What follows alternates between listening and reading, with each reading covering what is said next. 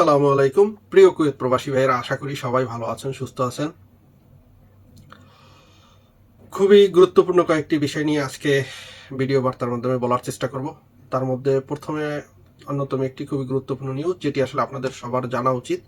সেটি হচ্ছে নতুন ভিসার ক্ষেত্রে যে আমাদের বাংলাদেশ দূতাবাস কুয়েত যে ভিসা সত্যায়ন করে থাকে, অর্থাৎ অ্যাটেস্টেড বা খারিজিয়া, আরবিতে আমরা খারিজিয়া বলি, বা সত্যায়ন বা অ্যাটেস্টেড যেটা বলি আমরা। তো এটার ক্ষেত্রে নতুন করে কিছু পরিবর্তন নিয়ে এসেছে বাংলাদেশ দূতাবাস কুয়েত। আগামী 9 ফেব্রুয়ারি থেকে তারা একটি বিজ্ঞপ্তির মাধ্যমে জানিয়েছে, আগামী 9 ফেব্রুয়ারি থেকে একক ভিসার ক্ষেত্রে, অর্থাৎ যেমন খাদেম ভিসা, স্পন্সরশিপ ভিসা, যেগুলো এই ভিসাগুলোর ক্ষেত্রে তারা যে নিয়মটি জারি করেছে সেটি হচ্ছে যে নিয়োগকর্তা নতুন ভিসার ক্ষেত্রে, সত্যায়নের ক্ষেত্রে, অ্যাটেস্টেডের ক্ষেত্রে যে নিয়োগকর্তা তাকে অবশ্যই অ্যাম্বাসিতে গিয়ে, দূতাবাসে গিয়ে পেপার জমা দিয়ে সত্যায়ন করাতে হবে ভিসাটি। এবং এই ভিসাটি সত্যায়ন না করলে আপনার বাংলাদেশে কিন্তু ম্যান পাওয়ার হবে না, অর্থাৎ বিএমইটি কার্ডটি আপনি পাবেন না, এবং তখন আপনি বিএমইটি কার্ড না পেলে আপনি কুয়েতে আসতে পারবেন না। এটা নতুন যাত্রীদের জন্য এই নিয়মটি চালু করা হয়েছে আগামী 9 ফেব্রুয়ারি থেকে। নিয়মটি কেন চালু করা হয়েছে? নিয়মটি চালু করা হয়েছে বিগত সময় আসলে দেখা যাচ্ছে, এটাও তারা বিজ্ঞপ্তিতে স্পষ্টভাবে বলেছে, বিগত সময়ে অনেক বাংলাদেশি আসলে প্রতারণার শিকার হয়েছে। বিভিন্ন সময় ভিসা ক্রয় করে তারা কুয়েতে চাকরির জন্য আসার পরে দেখা গেছে যে তাদের ভিসাটি 1 মাস, 2 মাস বা 6 মাস, 1 বছর পরে ক্যান্সেল করে দিচ্ছে নিয়োগকর্তারা। প্রতারণার শিকার হচ্ছে প্রবাসীরা। তো এই জন্য আসলে তারা এই বিষয়ে আরো কঠোরতা পদক্ষেপ নেওয়ার জন্য এই নতুন নিয়ম চালু করেছে। এই নিয়মের ফলে আসলে বিগত সময়ে যে কেউ আসলে রিলেটিভ, যে কোনো প্রবাসী গিয়ে ভিসা সত্যায়ন করাইতে পারতো এম্বাসি থেকে, কিন্তু এখন আর সেটি থাকছে না। এখনকার যে নতুন নিয়ম, সেই নিয়মে 9 ফেব্রুয়ারি থেকে আসলে আপনি আপনার যদি কোনো আত্মীয়র জন্য, কোনো রিলেটিভের জন্য, বা আপনি কারোর জন্য যদি ভিসা বের করে থাকেন, সেই ভিসাটি অ্যাটেস্টেড করানোর ক্ষেত্রে আগামী 9 ফেব্রুয়ারি থেকে অবশ্যই নিয়োগকর্তা অর্থাৎ কুয়েতিকে সব পেপারস নিয়ে অ্যাম্বাসিতে যেতে হবে এবং সে উপস্থিত থেকে ভিসা সত্যায়িত করে নিয়ে আসতে হবে। ভিসা সত্যায়িত ছাড়া আসলে বাংলাদেশ থেকে নতুন করে কোনো যাত্রী আসতে পারবে না, কোনো প্রবাসী আসতে পারবে না। দ্বিতীয় হচ্ছে, আগামীকাল শুক্রবার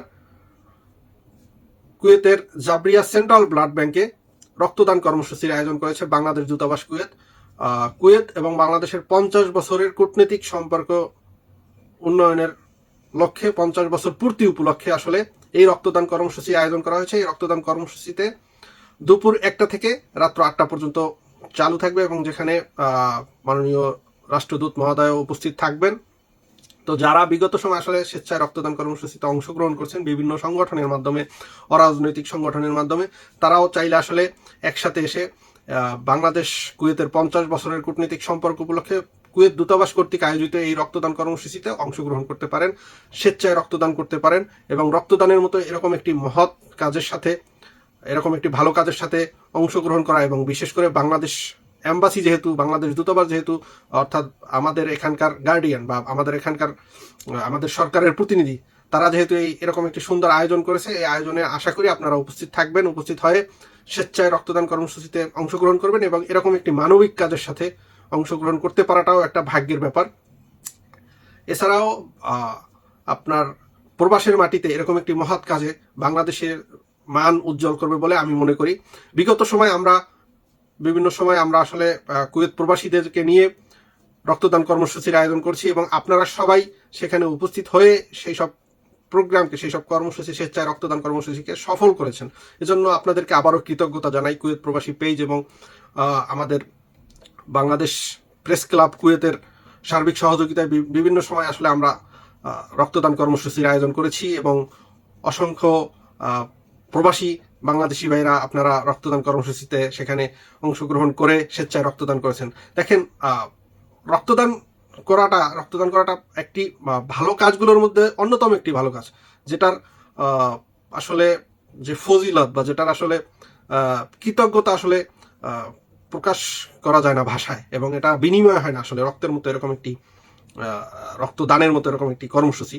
তো আশা করি অবশ্যই সবাই আসবেন, রক্তদান করবেন যারা সুস্থ আছেন। এবং এক্ষেত্রে একটা ছোট্ট একটা ইনফরমেশন দিয়ে রাখি, আপনাদের মধ্যে যারা বিগত 6 মাসের আগে সফরে গেছেন তারাই আসবেন। যারা 6 মাসের কম সময় হয়েছে সফর থেকে আসছেন, অর্থাৎ 1 মাস, 2 মাস, 3 মাস, তাদের রক্তটা কিন্তু নিবে না।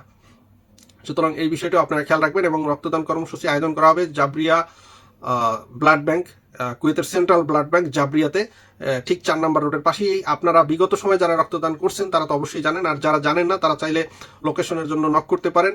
এছাড়াও আপনারা চাইলে গুগলে গিয়ে সেন্ট্রাল ব্লাড ব্যাংক কুয়েত লিখলে চলে আসবে জাবরিয়ার ব্লাড ব্যাংক, একদম আপনার 4 নম্বর রোডের পাশে, জাবরিয়াতে মোবারক হসপিটালের একদম পাশে। আশা করি সবাই অংশগ্রহণ করবেন, স্বতঃস্ফূর্ত অংশগ্রহণ আশা করছি। প্রবাসের মাটিতে আপনি বাংলাদেশ, এটি মাথায় রাখবেন, আইন কানুন মেনে চলবেন। ভিডিওটি যদিও লম্বা হয়ে গেছে, সবাইকে সম্পূর্ণ ভিডিওটি দেখার অনুরোধ রইল এবং শেয়ার করে অন্যদেরকেও জানিয়ে দেবেন।